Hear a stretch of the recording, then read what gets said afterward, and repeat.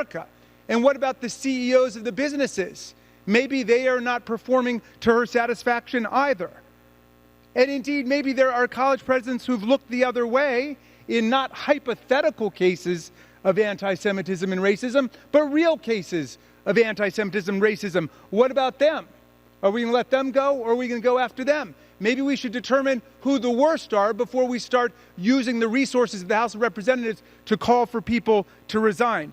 Are there college presidents, by the way, who looked the other way when there was sexual abuse of college male wrestling team members, rape of students, or female gymnasts, or female soccer players? Are we interested in that now that we are superintending higher education in America?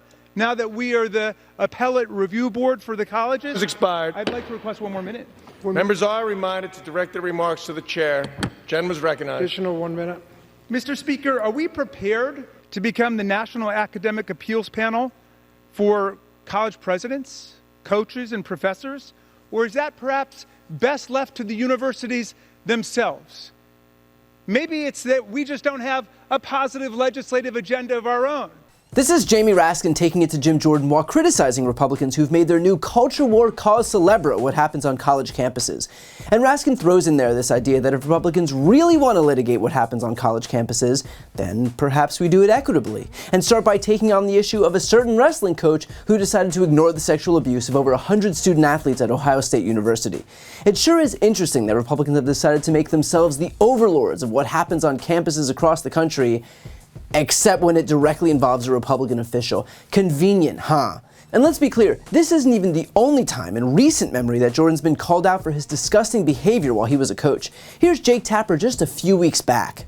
And that is why some members are so upset, because they said he could have done way more to try to stand these conservative attacks down. Remember, some of these conservative media figures and leaders were posting office numbers and encouraging people to go after these members and let them know how they feel. So that is why there is just so much emotion right now and why the feelings are so raw inside the Republican conference, Jake. If only there was something in his background that would suggest he would stand by and look away when bad things were going on. CNN's Melanie Zanona on Capitol Hill, thanks so much. I mean, there is literally not a soul who doesn't know what Jim Jordan did at OSU by failing to take seriously the abuse of these teenagers, and yet still these people parade themselves around as the arbiters of all things moral and just. Tell you what, that kind of cognitive dissonance must be freeing. And look, I don't usually offer too much of my personal history in these videos, but I'll offer some here, if for nothing else than to show just how dangerous someone like Jim Jordan is. I myself had wrestled since I was about 11 years old, all the way to college, where I'd stopped, mostly because I'd been cutting weight to make my weight classes for the better part of a decade. This is part of the sport. My wrestling coaches, who helped coach my high school team to a state championship and to a top 5 finish in the country, were some of, if not the biggest influences in my life. The amount of trust and confidence that I put in them as a young athlete cannot be overstated. And they knew that, which is why they handled that trust responsibly. And of course, they made sure that we were prepared and disciplined and had good conditioning and technique, but most importantly, they made sure we were safe, in every sense of the word. And because of that, I will respect those coaches until the ends of the earth. So as a wrestler, I can say with a good deal of authority that Jim Jordan is a disgrace to the sport and a disgrace to the profession, and most importantly, a danger to the very people he was charged with protecting. And just for posterity, here's one of those wrestlers himself who'd come out publicly against Jim Jordan. Jim Jordan called me crying,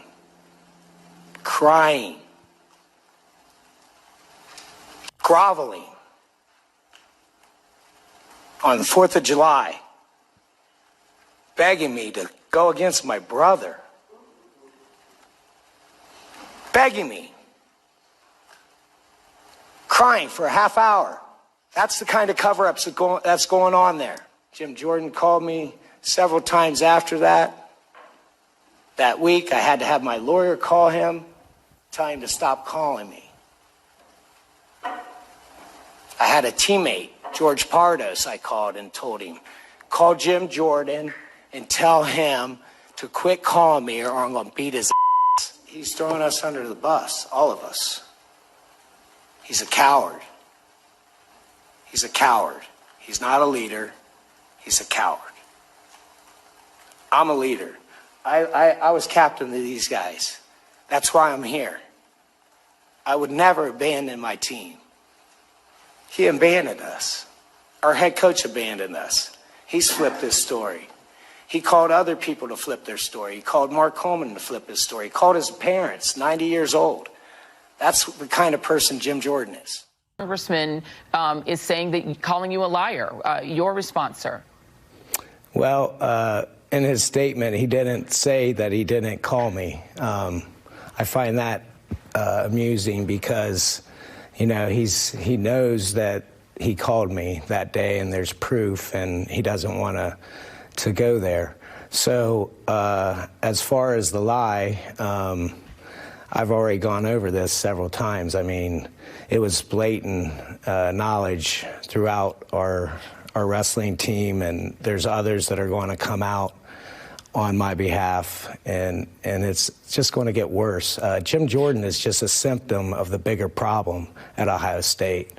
You know, he had superiors, Russ Hellickson, who I just found out called me a liar as well. You know, this guy, we have text messages of him sending it to my teammates, telling them to flip. So yeah. These people are delusional, and you know, it's all going to come out. And Ohio State it's going to get worse because there's other things that are going to come out.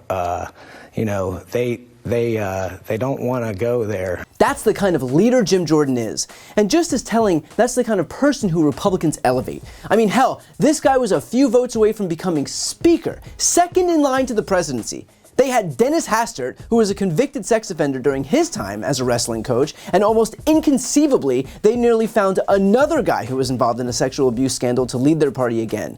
All the while beating their chests as the party of family values. If they had any less self-awareness, I doubt they'd be able to see their reflections in a mirror. So I know that Jim Jordan's shitty character may be old news by now, but so long as Republicans want to keep elevating people like him to power, we should continue holding them to account. We should continue making absolutely sure that every new voter, every moderate voter, every independent voter out there who may want to cast a ballot for Republicans knows exactly who they empower when they vote for the GOP. Because it's not the elusive moderate, it is the Jim Jordans and Marjorie Taylor Greenes and Lauren Boeberts and Mike Johnsons. The incompetent, attention-seeking, Christo-fascist ones who believe that their job is to impose laws onto us that they themselves shouldn't have to follow. These people are not in government to make your lives better, to lower costs, to expand healthcare, to raise wages. They are there to consolidate power for themselves and insulate themselves from accountability for their own actions. And the more people who know that, the better off we'll be. Before you go, I need some help. Please subscribe to the channel and do your part to help grow the progressive media ecosystem. I don't do sponsorships or paid ads, I won't ask for money, but just subscribing to this channel goes a really long way, and it helps get the message out to more people. The subscribe button is right here on the screen. You can also subscribe to my Spanish language channel, which I made to reach those crucial Spanish-speaking voters. That link is on the screen too. And finally, if you want to listen to my audio podcast, you can follow that link as well. Thanks so much for watching.